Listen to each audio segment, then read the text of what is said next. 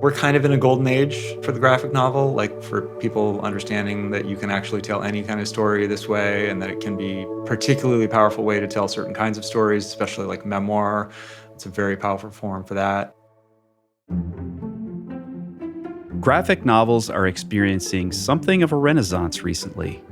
As the medium has gained popularity, we've seen some notable thinkers like Sapiens author Yuval Noah Harari and the late Representative John Lewis bring their stories to life beautifully in graphic novel form. And Gareth Hinds has played a huge role in shaping this medium lately.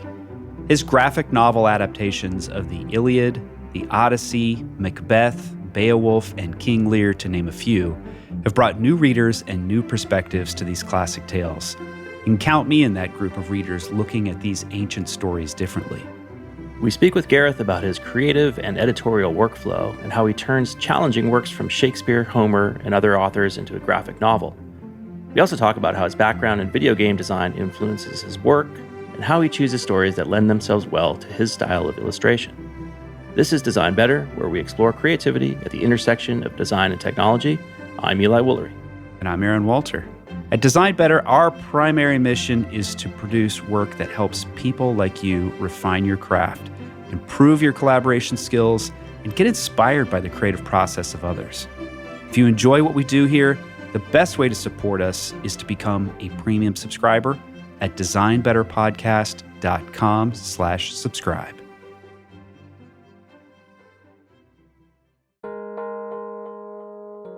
We'll return to the conversation after this quick break. The number one reasons designers leave a job is they feel they're just not growing. Great educational resources are essential to retain and nurture talent.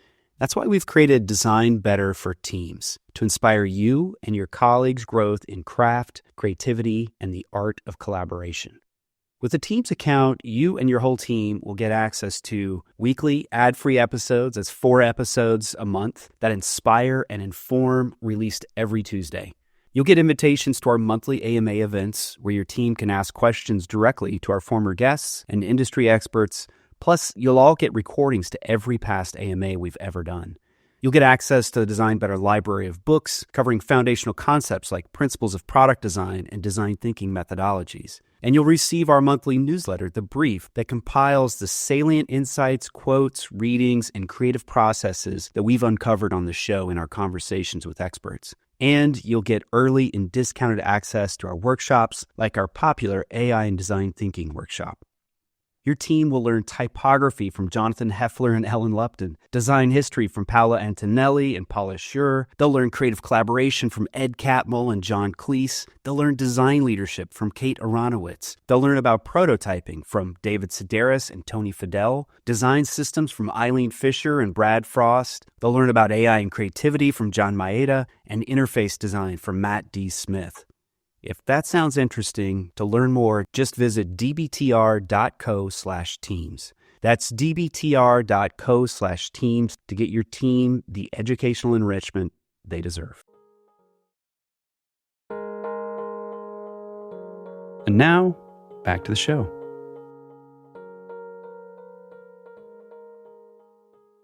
Gareth Hinds, welcome to Design Better. Thank you. It's great to be here. What a pleasure. We were just saying before we hit the record button, I've been reading your books for a while now. And for listeners who are new to your work, you've got a unique angle. You are an illustrator, a graphic novelist who adapts classics primarily. And we're talking about things like this book, which I have right here with me, Macbeth. This is the one I'm currently working on. The Odyssey and the Iliad are wonderful, and Beowulf, what a gem that one was. That's really great. Maybe we could just talk a little bit about how you found this space. So you have a background, you went to Parsons, you studied design and illustration, and yet you found your way into a very unique niche of doing these classic graphic novels. How did that happen? So I was at Parsons. I was doing a lot of different kinds of illustration. I was doing editorial, and I was doing book covers and some printmaking and things like that. And for one of my classes, I had to pick a thesis project to spend the entire semester on. And I started writing a comic book, like a graphic novel that I would do. And then I realized that it was going to take me like the whole semester to write the thing, And I was like, I really want to focus on the illustration. And at the time I was reading Brothers Grimm, and I was like, okay, let me just grab a fairy tale and I'm just going to adapt it and illustrate it. And I really, really enjoyed that process. And I was very happy with what I came out with. My teachers were very, giving me a lot of great feedback on it. And so I ended up not only delivering that as my thesis, but then also later self-publishing it, and decided that I wanted to try, continuing in that vein a little bit. And so I thought, well, I want to do something that sort of connects to the modern superhero genre. So I decided to adapt Beowulf, because he's kind of like, to me, he's one of our early superheroes. He's this monster hunter who goes around fighting all these creatures that nobody else is strong enough to deal with. It was so fun to do, and it got really great feedback. And then eventually what happened, once I put it out as a 3-issue miniseries that was self-published, and then I self-published a collection. And I was just going around to like comic shows, and then I went to a National Council of Teachers of English, an English teachers convention, and those teachers were so excited to have that as a tool to introduce kids to the classics that I was just like, clearly this is where I belong. Like, it's the perfect marriage of my illustration interest with my interest in like old stories and history and mythology and superheroes. So, reading about your career a little bit, it sounds like after you graduated, you worked for a little while in video game design. Could you talk about that part of your career and maybe anything you learned from there? Yeah, sure. So that was something I kind of stumbled into. I had this visual storytelling kind of focus. And when I was getting ready to graduate, we had a really great like professional practices class where they talked about the business of illustration. And they kept kind of hitting this idea that you just had to constantly hustle to get the next job. And I was like, I don't know that I love that. And also that it was going to be feast or famine. You weren't going to be able to turn down jobs. And so I was like, well, what if I, look around for something that's a little more stable? And I went to the career services office, and they had this listing for a video game job. And this was kind of before it was such a competitive industry. I applied for it, and I got offered this job at Looking Glass Studios, which is kind of a legendary indie game developer in Boston. And so I worked there. I started there in 1994, and I worked in the game industry for 11 and a half years, first at Looking Glass and then at a bunch of other studios that sort of spun off from Looking Glass. It was a really cool way to get started on my career because I learned a lot of software. I had a steady income. It was a field where I was rewarded for my versatility. I was doing stuff in lots of different styles, and that was great. Whereas if I was trying to freelance, I would have really had to like hone a single style, which was not necessarily something I had managed to do in art school, or really even have still managed to do. It just worked out. It was the right time and the right place, and the right place for me to be while I was sort of getting this going. But I kind of knew almost from the beginning that wasn't going to be the career I was going to want to stay in for my whole life. So that whole time I kind of had my eye on other things, including graphic novels, and I was self-publishing these graphic novels. And as soon as I got a sort of real publishing contract, I sort of had the opportunity and kind of had to make the decision of what I wanted to do full time. I knew it was going to be books, and I got out of the game industry at that point. So just to nerd out for a minute, I grew up with 3 brothers, and we were way into computer games. So I was just looking through, like, I definitely recognize the name Looking Glass. So I was just curious, like, what were they responsible for? So even back the early days, like 1987, Chuck Yeager, played that with my brothers and friends a lot.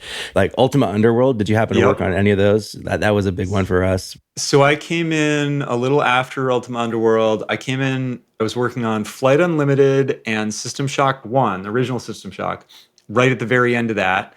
Terra Nova, which was a game that nobody bought, but it did okay critically. And then I worked a tiny bit on the Thief series, which was one of the games they really were known for. And then I worked first at Looking Glass and then later at Irrational Games on the System Shock 2, which was really kind of a cult classic. And I still even I'll go to schools with, high schoolers who were not born when that game came out, but they've played it, somehow. Those were all PC games. And then later on, I worked on one PS2 game that actually got canceled. It was called The Lost. That was with Irrational. And then I worked on a bunch of handheld games for the Nintendo platforms. Most of them were Pixar tie-ins. So I worked on a bunch of the Incredibles, Incredibles 2, Cars, Ratatouille, a bunch of those for Nintendo DS and Nintendo GBA. You mentioned that designing video games, you had to have a diversity of styles or just different approaches. I wonder if there are other lessons from that experience that still serve you today. Well, one of the biggest ones was that I got to sort of understand the importance of project management and scheduling because, I saw how these games would kind of go off the rails schedule-wise and budget-wise often, and the different tools that they had to try to control that. And so I adopted some of that. So I keep a pretty, not super detailed, but a detailed enough schedule that I always have a good idea of where I am relative to where I need to be and, how far behind I'm falling on a project if that happens, which it often does. Also, the software skills were definitely useful. I got to know Photoshop and Illustrator and some of the 3D programs quite well. In a couple of cases, they actually sent me to, go to an Adobe conference and really dig into, of course, older versions of those programs, but that was very helpful. And, thinking in 3D, I did a lot of 3D modeling, which was something I had just barely kind of touched on in art school, and I dug deeper into that. So that was cool. And for some of my projects, I know a lot of illustrators who will actually build a set for reference for an illustration. And I sometimes do that digitally. I sometimes build a little 3D set that I can play with the lighting or maybe I'll model a head of a character so that I can turn it around, look at different angles and things like that. That is fascinating. I did not know that was even a practice. What does that look like? So you're talking about smaller pieces, but a set sounds extensive. How far do you go? Well, I don't go as far as some people do. For me, it's maybe I'll build the shape of a room. So for example, in my Edgar Allan Poe adaptation, in The Pit and the Pendulum, he sort of finds himself in this room that is, I forget how close I stuck to his description, but basically in my version, it's kind of this dome that's made up of tiers of rectangular panels, and each panel has this kind of mythological illustration on it. And just to get the perspective on this kind of, vaulted dome with all these panels, I built that in 3D. And so then I could shoot different camera angles of that to use as reference for my illustrations. How's the process of working on a graphic novel differ than the other types of illustration work that you had done? Well, its scope is quite large compared to a freelance illustration job or, a book cover or something like that. Of course, it's smaller than the scope of, a video game or something like that. So I'm often building out a schedule that's a year or two long, and it's broken into stages of development where, the initial stage is writing a script and designing the characters. And then the next stage is sketching out the entire book in rough sketches, often called a rough layout or a sketch dummy. And then that's where I'm trying to solve all the kind of the visual problems, the storytelling, the staging, all of that kind of stuff, kind of the cinematography in a sense. Then I redraw everything, with more detail and more clarity, and then add colors, which is usually, for me, what that usually looks like is, on my last couple books, has been drawing digitally and then printing those drawings out on watercolor paper and coloring them with watercolor. I really enjoy using traditional materials. I'm always experimenting with how to combine the digital and traditional to get the advantages of both, to get the flexibility and the speed of kind of iterating and trying things out digitally, but then the final art, I like to have a more traditional look and to be using those more traditional materials. And so you've got these watercolors and then all that gets scanned in and then composited into page layouts? Yeah, exactly. Is it all just you? Yeah, it's all me. Occasionally, I will hire a coloring assistant. I've done that only on 2 books. Of course, I'm working with a publisher and I have a designer there, and that designer mostly is just doing odds and ends, really, things like figuring out the end papers and the flaps and where things are going to go on the copyright page. Pretty minor stuff. The book that I'm delivering to them is 98, 99% fully laid out. They will sometimes have suggestions about typography and things like that. But yeah, it's pretty much all me. That is a lot of work. It's a lot of work. Yeah, it really is. Especially for the big books like the Odyssey and the Iliad. Those are 250-page plus books. They take a couple of years, and yeah, it's a ton of work. You think of some of these classic works like Shakespeare, where the language itself is very challenging to us as modern folks. How do you think about translating that? And obviously his storylines are so compelling, they've lasted the ages, but how do you think of translating that into something that's graphic and visual? I mean, that's really the center, the core of what I do is like figuring out how to go from one medium to another and how to tell the story visually. In some cases, there's a literal translation problem, right? When something's written in Greek or in Old English, I have to decide what translation am I going to use. Or in the case of Homer, what I ended up doing was reading multiple translations and writing my own script. So that's a significant challenge, a significant chunk of work. And then just thinking about, okay, well, what parts of the story can I tell with pictures versus words? I will have some very rough ideas about that when I'm writing the script. A lot of comic authors will write a script that contains descriptions of what's in every panel because if somebody else is going to illustrate it, they want to sort of present their vision. But I don't do that. I just write a few little visual notes as I'm going along of something that I have in my mind. But mostly, I then really make all those decisions when I'm doing that rough sketch or that rough layout. I draw that right into InDesign, which is a little unconventional. InDesign is not really meant to be an illustration program, but there is a freehand pencil tool, and I use that tool to actually draw my sketches, and that allows me to manipulate the text in the sketches kind of at the same time on the same plane. I can reshape the text balloons and see exactly how much room the text takes up. And that allows me to like really get the page laid out exactly the way I want it so that when I go to do the finished illustrations, there's no real question about whether, the balloon is going to fit or anything like that. And those decisions are all things like, for this piece of dialogue, what do we want to be looking at? Do we want to be looking at the face of the character who's saying it? Or do we want to kind of pull back and see the body language of, who they're talking to? If there's a piece of narration, if you guys are familiar with Scott McCloud's Understanding Comics, he talks a lot about, you don't want to present the exact same information in both the text and the image channels, right? So you want it to be complementary where they're each adding information to the scene. So that all kind of comes out through a process of experimentation and kind of a little bit of trial and error and a little bit of, just instinct that happens at that stage.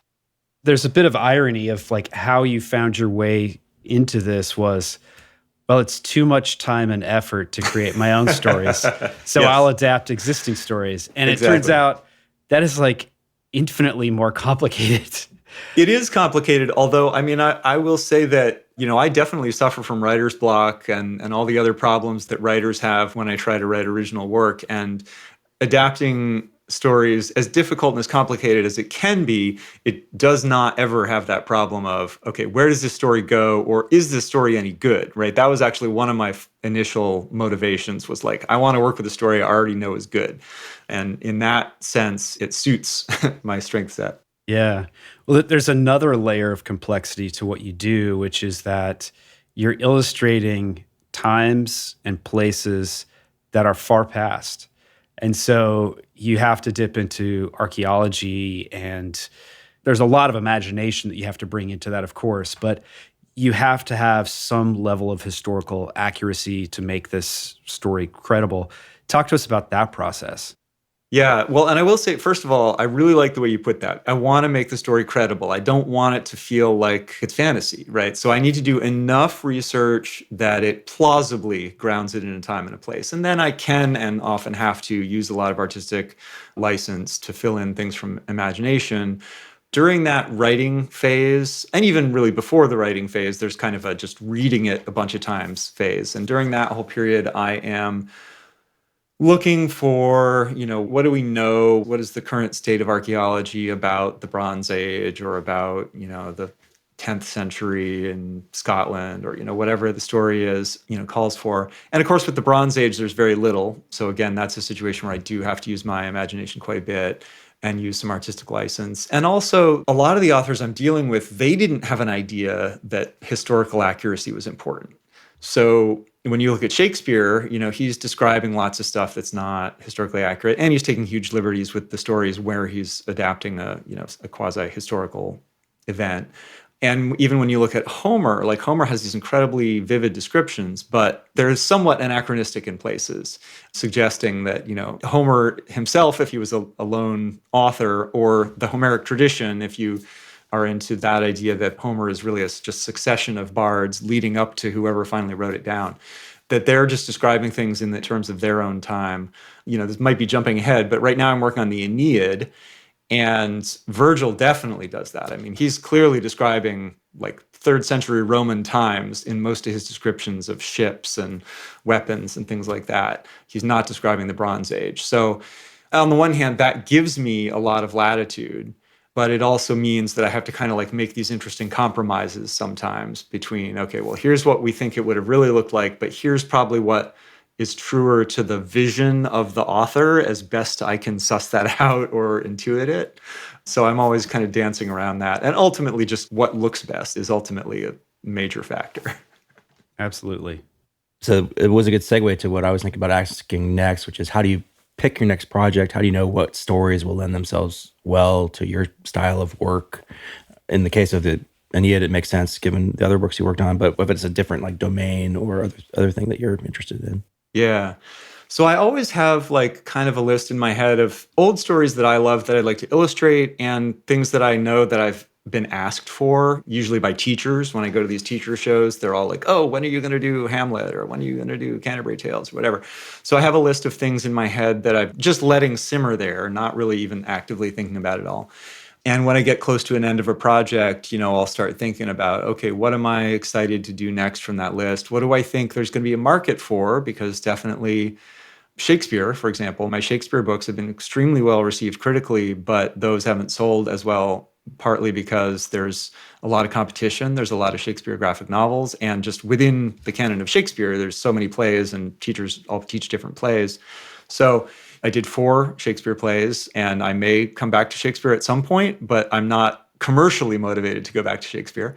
So I am thinking about, what are the things that I think teachers are going to ask for. I'm also listening to my fans, and actually that's part of why I'm doing the Aeneid, is because I have a lot of young fans who are like, when are you going to do the Aeneid? Which I think is not coming out of the fact that they already know and love the Aeneid so much as that it's like the ending of the Trojan War. Like we didn't really get the ending of the Trojan War in either the Odyssey or the Iliad. And so, it's almost like a completion of the story. Sometimes I also get contacted and asked to do things, or sometimes I'll be collaborating with somebody and we'll do something. So, for example, I did an adaptation of a contemporary fantasy novel called Graceling, which came out of just discussions with that author. First, discussions with my wife about what would be interesting contemporary works to adapt. And then we kind of brought that up with the author because we know her and thought that would be a really cool book to adapt. And she was really excited about it. So sometimes things happen that way, or like the Samurai Rising and Gifts for the Gods are 2 books that came to me that editors approached me about illustrating. So that happens as well. Yeah, those are definitely on my reading list. They look super interesting. I like the description, warning, most of the people in this book do not die of natural causes. Yes, for Samurai Rising, yes, because it's like 11th century Japan, and it's just everybody's losing their head. Yeah, yeah, exactly. You talked a little bit about rarely illustrating or producing modern novels. And I have been reading a lot of graphic novels of more recent books. So there's wonderful stuff coming out. Watership Down, I read that over Christmas. That graphic novel was wonderful. Slaughterhouse-Five, To Kill a Mockingbird. There's so many good books. That's actually how I came across your books, was I started to find these. I think of them as traps for my children.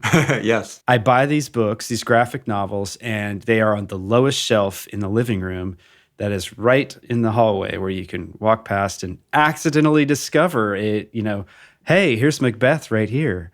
And so I'm curious if there are other books that are maybe in the last 100, 150 years that we would probably say like, all right, that's in the canon of great literature.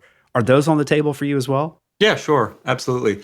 Yeah. And in fact, I would have loved to do the Slaughterhouse-Five adaptation. I reached out to the estate at one point and they were like, we're not interested. But the timing, I think, was that they had already signed up to do that one with Ryan North, who did a fantastic job with that. When I started doing this, I had basically no competition. There had been the Classics Illustrated line, which started in the 40s and then got revived in the 80s, but they were all 48 pages long. So you couldn't really do justice to these stories in that length. And, not much else. But now, yeah, like you said, in the last like 5, 10 years, there's been an explosion. And suddenly, a lot of those modern classics are available as graphic novels, and most of them are very well done, which again, in the old days when somebody did come out with an adaptation, it was usually not very good. So I have a few of those too. yeah, yeah, there's definitely there are some bad ones out there. I won't name any names, but yeah. Just to build on that, John Lewis, the series of graphic novels that he did, March and Run, but I'm blanking on the illustrator's name. Nate Powell. Nate Powell. Nate Powell is great. Yeah, and also John Lewis worked with Andrew Aiden to write them. I think it's interesting that graphic novels are being seen as an important tool, the best way to tell a really powerful story. Whereas, not that long ago, would a historic figure like John Lewis have chosen that medium?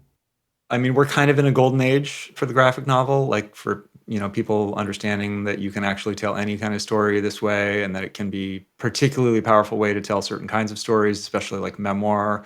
It's a very powerful form for that. And, of course, every medium has its strengths. I mean, I will say that part of the reason I think we're seeing the popularity of it is that people don't want to sit down and read a whole book anymore, which is unfortunate. I'm in that camp. And I listen to audiobooks all the time. I can do that really well.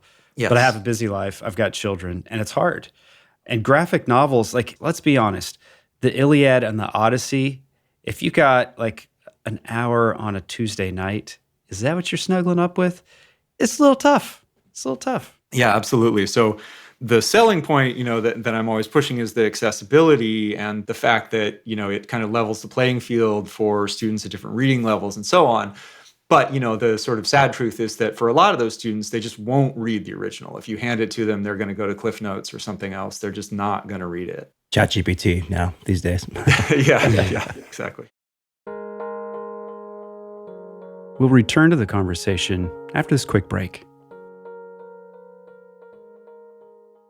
Hey there, I'm Meredith Black, co-founder of DesignOps Assembly and formerly of Pinterest and Figma. I co-host a podcast called Reconsidering, alongside two of the design world's most respected voices, Bob Baxley, formerly of Apple and Pinterest, and Aaron Walter, co-host of this very podcast, Design Better.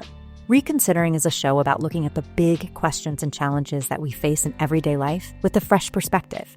We dive into topics like building a fulfilling career, navigating tough conversations, making meaningful friendships as adults, and even handling life's biggest transitions, like illness and loss. We bring in authors and experts to provide actionable advice and thoughtful guidance to help us all develop the skills needed to thrive as well-rounded and healthy adults.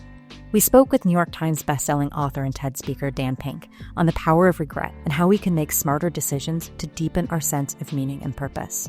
And Tina Roth-Eisenberg, the founder of Creative Mornings, joined us live to talk about the importance of creating community and friendships. It turns out it has a huge impact on longevity and the quality of your life. And we spoke with MIT professor of philosophy and best-selling author Kiran Setia about facing life's inevitable hardships and what ancient philosophers can teach us about living the good life. We explore so many topics, and we'd love for you to give the Reconsidering podcast a listen. Listen and subscribe at reconsidering.org. That's reconsidering.org, or find us wherever you get your podcasts. Reconsidering.org. And now, back to the show.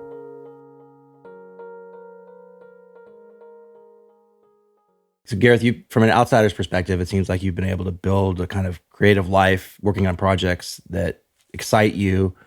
What are some of the things that allowed you to get to that point, do you think, in your career?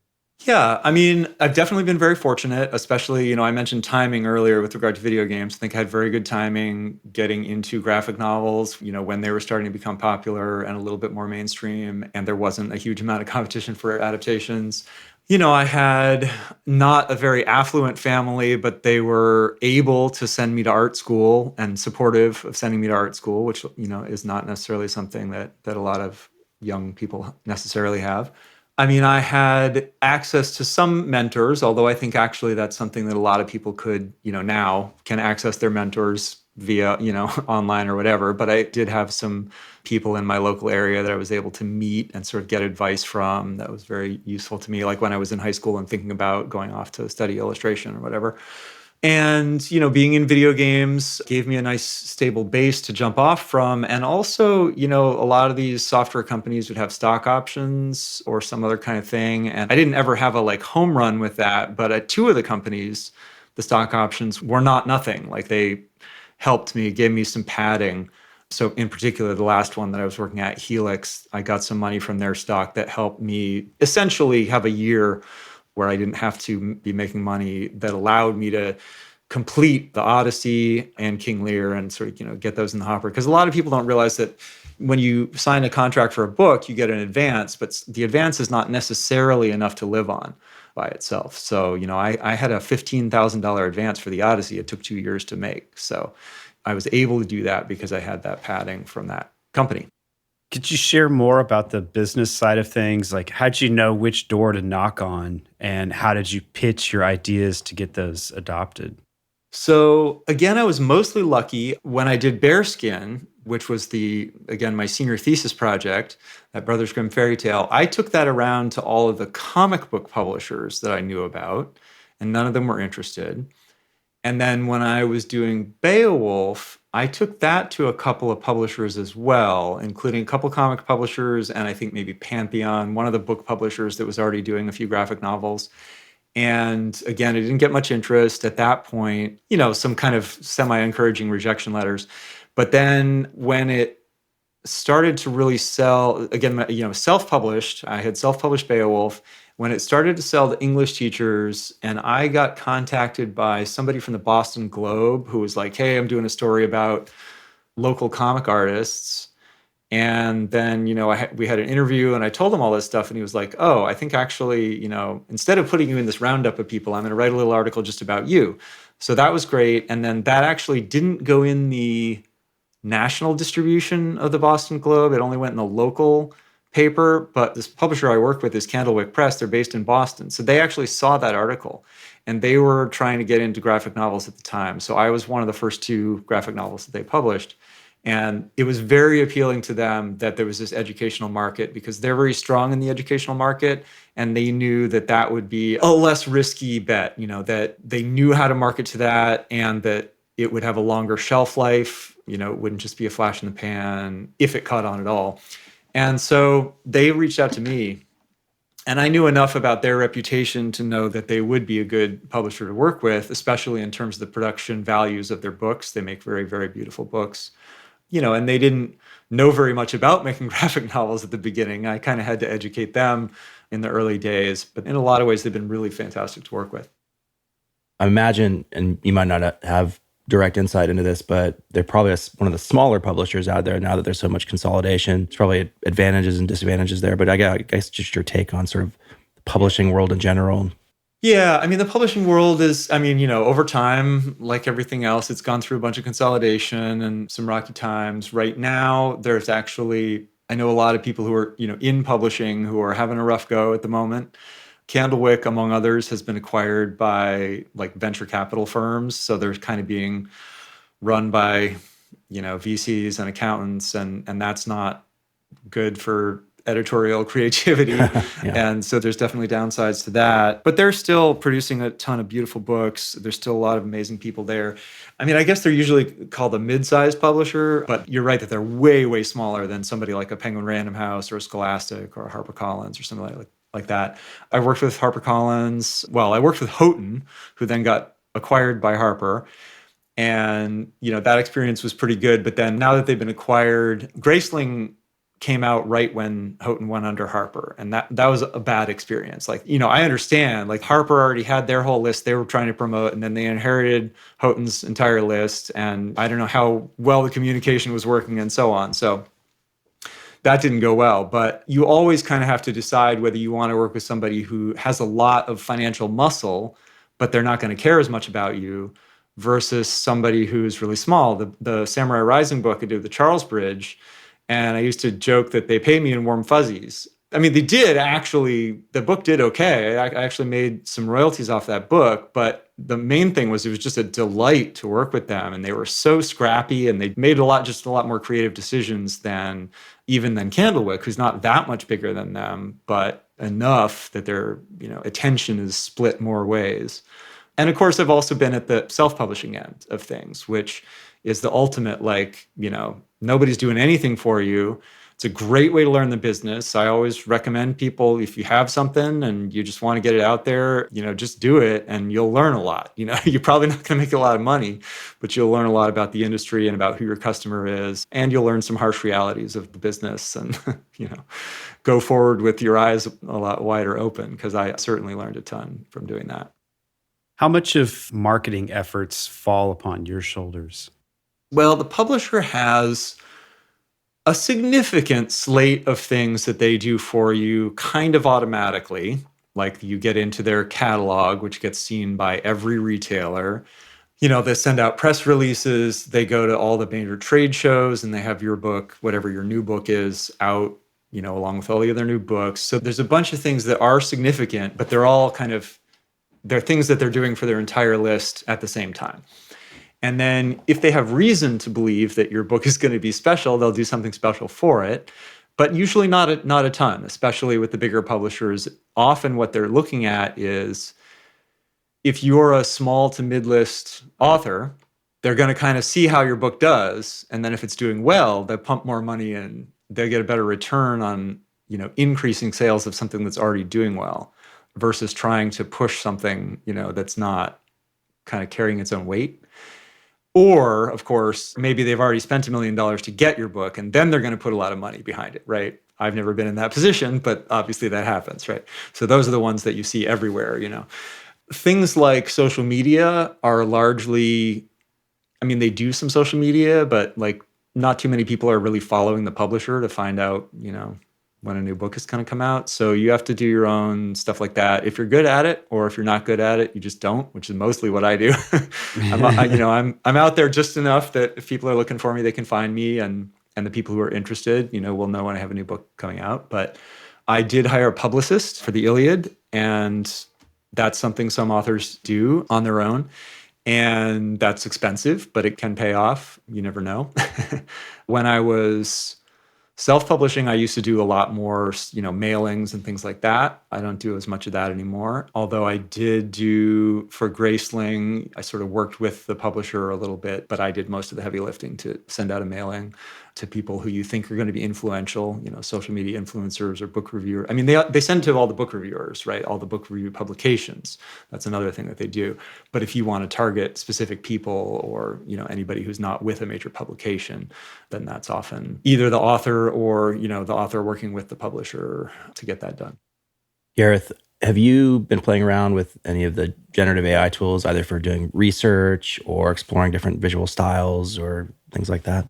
Yeah, a little bit. I haven't had a ton of time, but I have been messing around with it. Initially, I was playing with the image generators to just see what their capabilities are and how much of a threat they are to me, and also how much of an opportunity they represent in terms of speeding up some part of my process.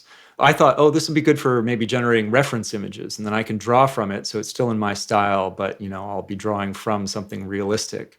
But of course, the problem is that they don't do things that are accurate. So if my goal is to have any kind of accuracy, then it's not helpful for that.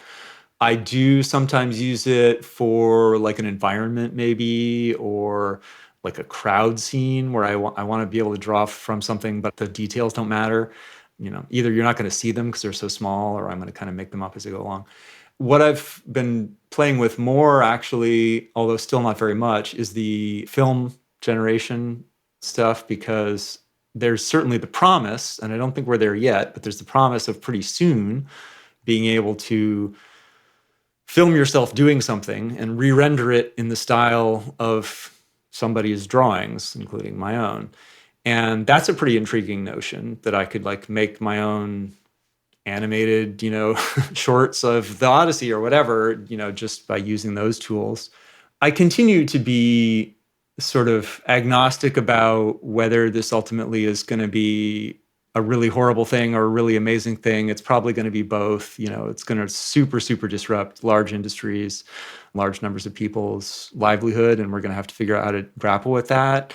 But also, it has the promise to do all kinds of amazing things in terms of medicine and blah, blah, blah. But also to allow places that don't have an entertainment industry to make movies, or, whatever. It increases access in ways that could be beneficial. So I think it's going to be a super, super mixed bag.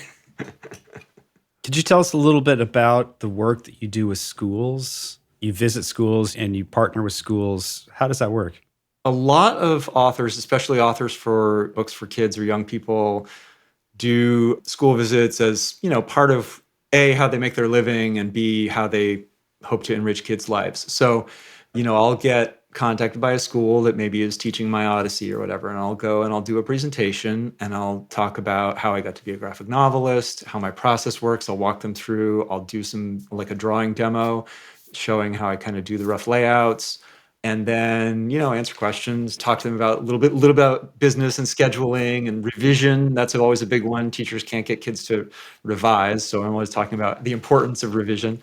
So things like that. And then sometimes they'll also do like a workshop where, I'll sort of give them a writing prompt and some tips and tools, and we'll create some short comics, which is always really fun. And sometimes I get really creative ideas out of that as well, which is fun. I have a bunch of little short comics that maybe I'll turn into an anthology someday that came out of, those workshops. So you mentioned you're working on the Aeneid next. Are there any other books out there that or historical works that you're excited to tackle at some point? I mean, I definitely do eventually want to get back to Shakespeare, and probably it would be Hamlet first when I do that. Although I also get a lot of requests for other things, Julius Caesar, Midsummer Night's Dream, things like that. I'm very interested in doing Gilgamesh at some point. I'm very interested in doing an Arthurian book at some point, some version of the King Arthur legend. I am always kind of banging away at some original projects. So I have one that's like for kids that I keep trying to figure out, like there's story issues that I still need to figure out with it before I can really draw it. I love science fiction, and I aspire at some point to do a action dystopian science fiction book, and I've got numerous partial scripts for books like that. There's a lot of things that are always kicking around, to the point where usually in between books I say, all right, I'm going to take a couple of months off, and then I'm going to take like a month to, write some new thing, and then I'll see whether it's ready. And it always ends up being several months trying to write some new thing, and it's never ready. And then I just go back to another adaptation. What are you reading, watching, listening to that is particularly interesting and inspiring to you right now? Well, okay, so for one thing, I should just mention that my wife is also in the book industry, and she's a children's book buyer. So we actually get into the house a large proportion of the picture books and graphic novels that are coming out for young people from the major publishers. So, I've got a whole big to-read list, of like some stuff that I never heard of, other things that are like sequels or stuff from people that I admire. So, for example, I just read Plain Jane and the Mermaid. It's great, by Vera Brosgol, who did Anya's Ghost. I've got First Cat in Space Ate Pizza, which is one of the most hilarious graphic novel series that's come out. That's Mac Barnett and Sean Harris, who are kind of legends in the picture book world. John Hendricks just came out with a graphic novel that is about Tolkien and C.S. Lewis and their friendship and their work. So I just cracked that open the other day.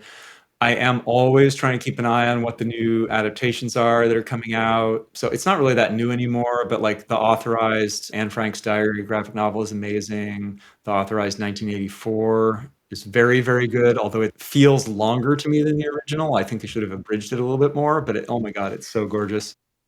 Gareth, where can folks go to find you and your work? So my website is garethhinds.com. And you can pretty much find links to everything there. As I said, I'm on social media, although I'm not super active. And my publisher is Candlewick Press for most of my adaptations, if you want to look them up as well. And I also have a little online store on my website. So if you want signed books, you can buy them directly from me. Fantastic. Gareth, thanks so much for being on the show. Thank you. This has been a pleasure.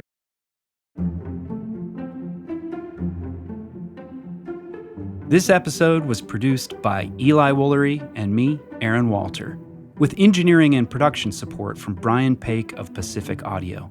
If you found this episode useful, we hope that you'll leave us a review on Apple Podcasts, Spotify, or wherever you listen to finer shows.